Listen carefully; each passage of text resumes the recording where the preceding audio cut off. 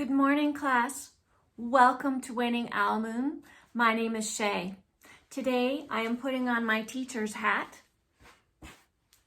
because today we are going to learn about the science of menopause. Science. No, today, seriously, we are going to talk about how this all works. What is going on in your body? And hopefully, if you have an understanding what's going on in your body, you will be able to cope.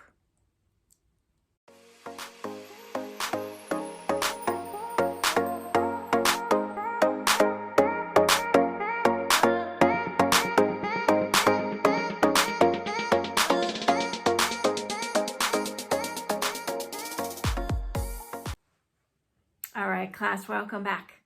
Today we're going to take a little breather from the specific issues around menopause and perimenopause, and we're going to give an overview into the science. So all of the different things that I've learned about how this all works and the definition of it. But speaking of taking a breather, let's do a quick breath together just to get centered and focused. Stand still, sit still, relax, and let's take a deep breath in through the nose and out through the mouth. And out through the mouth. All right. So I've done some extensive research into perimenopause, mostly because I'm making these videos, but also because I'm going through this. And so in that research, I've done stuff online. I've done it in books with my therapist, with the doctor. So today I'm going to instruct you in 3 parts.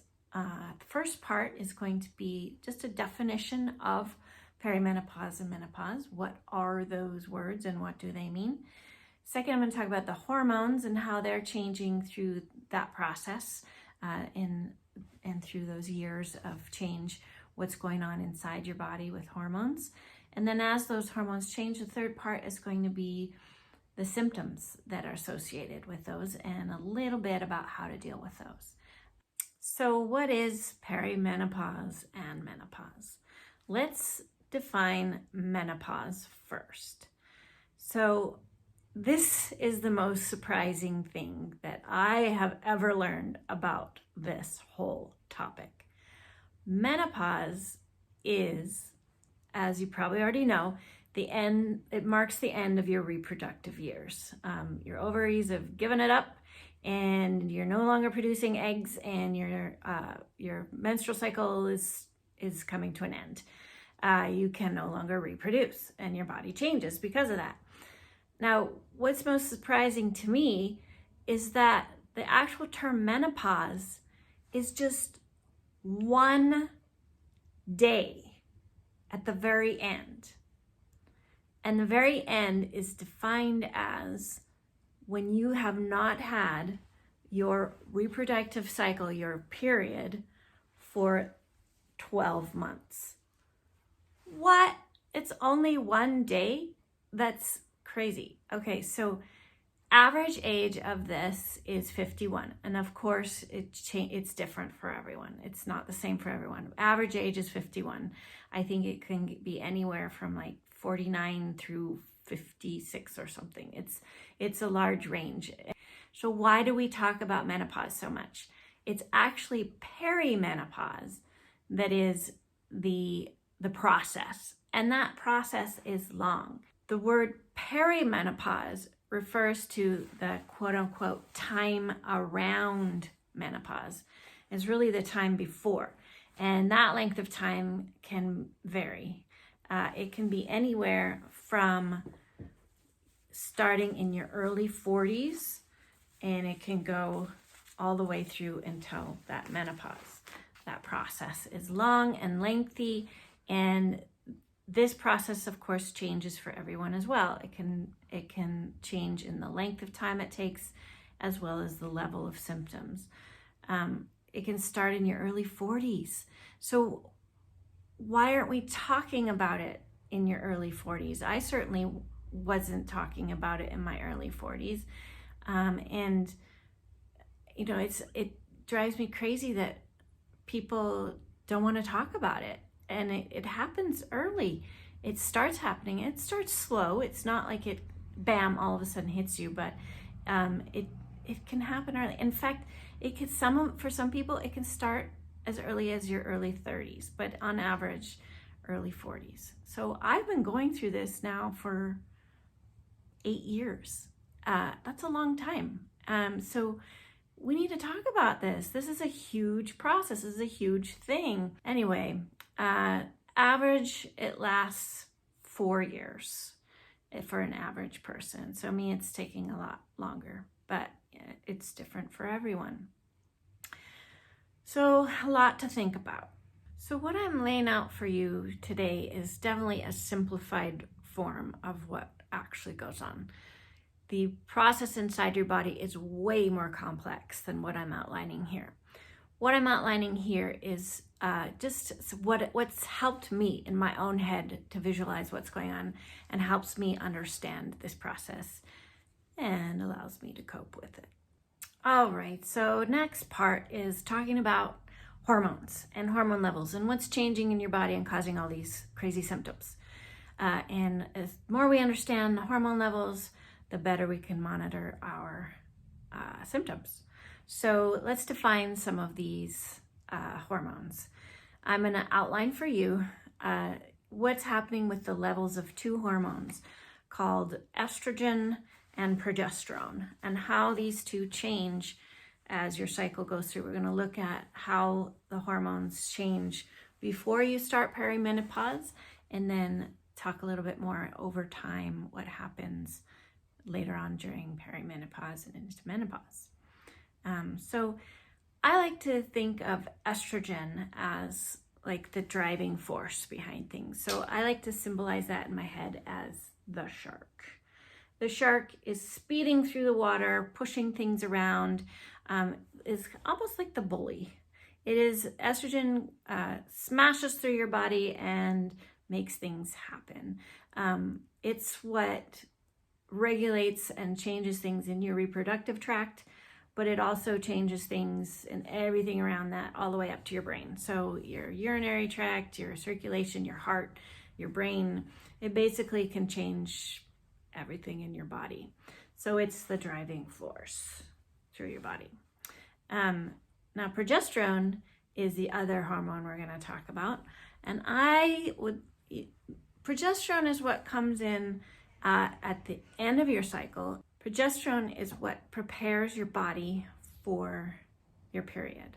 So it comes in at the end of your cycle, and if the egg is fertilized, it gets your body ready for pregnancy.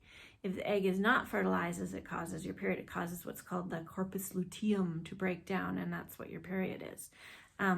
So you would think that the progesterone would be the bad guy, right? The one that causes your period. But no, I like to think of progesterone as a nice cuddly teddy bear, because the progesterone is what comes in and kind of resets your body and calms everything down. It's a reset. It helps you calm down. So estrogen, progesterone. All right, so those are the hormones. Now let's talk about what happens during perimenopause. So before perimenopause, your whole life up until your early 40s, your body goes through this beautiful cycle going up and down with the estrogen and progesterone. And if you have a nice cycle that is nice to you, this is a very regular process. At the beginning of your cycle, the estrogen will go up, and then towards the end of the cycle, the estrogen goes down. And then towards the end of your cycle, the progesterone comes in, fluctuates a little bit, and then goes out. And this cycle repeats every month or so as your life continues with this beautiful cycle. Very even. Now, what happens in perimenopause?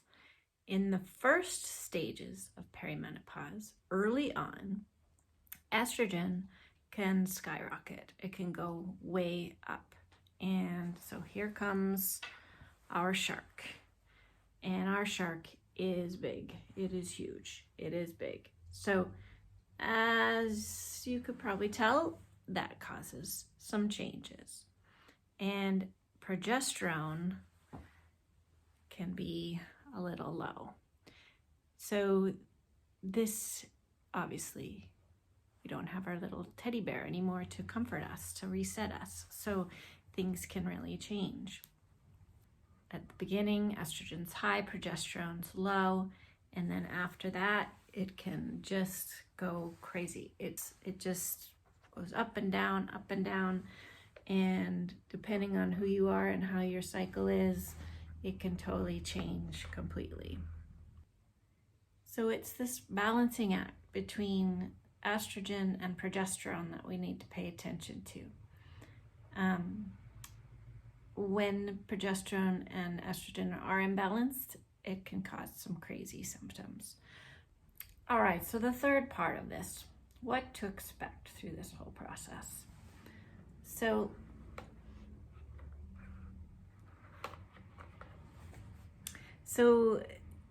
early part of menopause, your estrogen's going up, your progesterone is fluctuating, and so you're going to start to see some symptoms.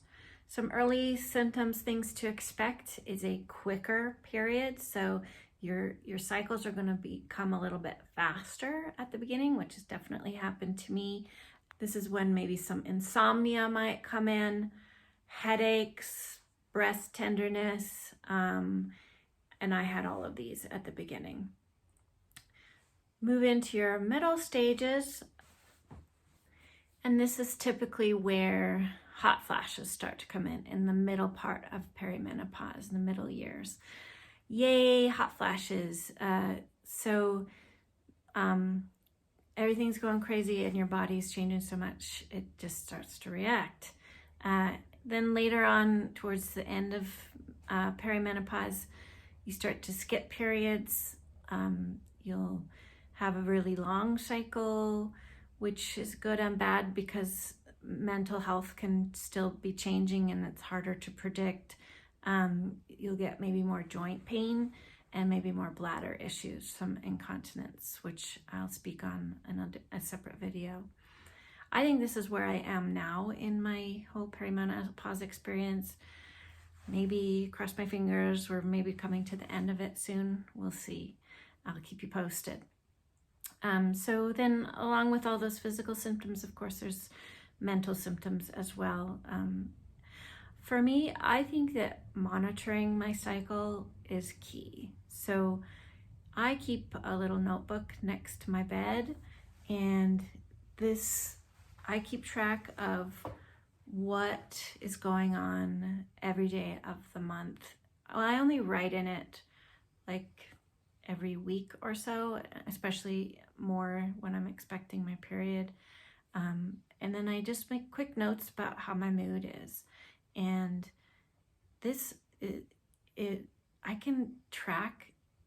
I pretty much can track my hormone levels using this method. I can tell by my mood what's going on with my estrogen and my progesterone. Because I can track my mood over the course of the month, I can make predictions and I can know what to expect. And this helps a lot with the coping. So again, everyone is different. The level of symptoms is going to be different. The timing is going to be different for everyone, and it's more complex than I'm laying out here, but this is what helps me. So what do I do? What do I do if I feel like my progesterone's taken a dive and I need some help? I pay attention to symptoms, and if my moods are starting to get bad, then I will really try to be healthy and treat my body well.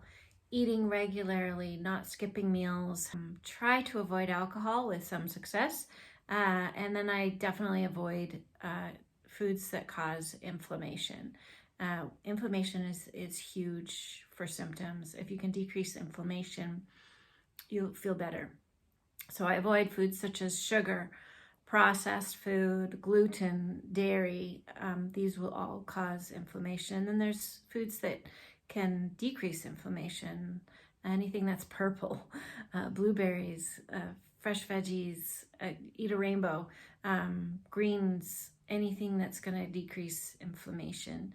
And then I just try to set time, set space for feeling crappy. So I am not afraid to sit and cry, you know, to allow those emotions to come in and just try to soothe yourself and thinking that it will end. This is just a cycle. It's gonna not last forever.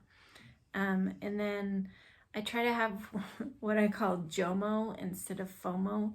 If you've ever heard of FOMO, it means fear of missing out. So if there's something going on in my life and I can miss it, I will miss it. So I have JOMO, which is joy of missing out. I take time for self-care. I don't have to do everything. I can say no to things. I don't have to be a part of everything around me.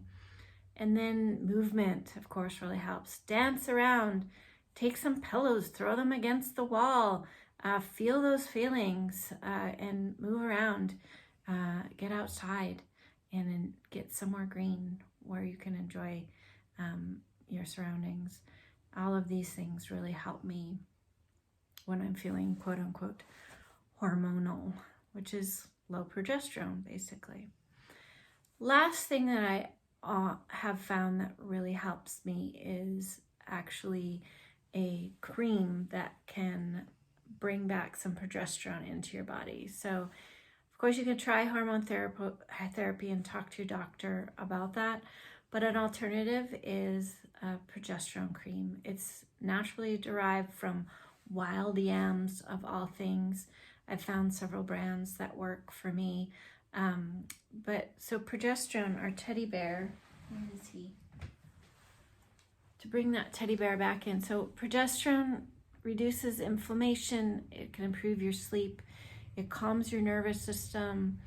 It can stimulate bone tissue, which bone issues are something that can come in with women late in life, biologically women. It can affect your breast health. So progesterone, I feel really good about using this cream. It's so crazy. You put it on different areas of your body and it absorbs through your skin, which is wild to me and made me think a lot about what else I'm putting on my skin that might be affecting me. Try some natural hormone replacement with this cream and see if it works for you. So I hope you've enjoyed snuggling with me today and learning about hormones and learning about the science of all of this. So if you like my videos, please recommend them to others and make sure you're taking time for self-care. Please see a professional as well, because I am no expert. And I hope you have a nice day, and I hope you've enjoyed my video today.